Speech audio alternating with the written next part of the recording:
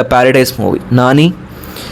నాని తీస్తున్న ఈ మూవీ కోసం మనం చాలా చూసాం, ఫస్ట్ లుక్ చూసాం, వేరే అదర్ క్యారెక్టర్ సంపూర్ణేష్ బాబు, మోహన్ బాబు, ఇంకా కొన్ని మేకింగ్ టీజర్ చూసాం.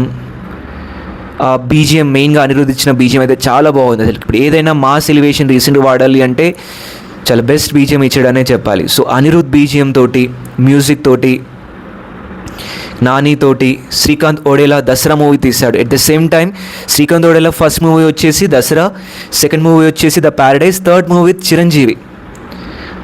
అతను ఎంత ప్యాషనేట్ అనేది ఆ మేకింగ్ టీజర్ చూస్తేనే మనకు తెలుస్తుంది. సో అంతే ప్యాషనేట్తో దసరా మూవీ తీశాడు.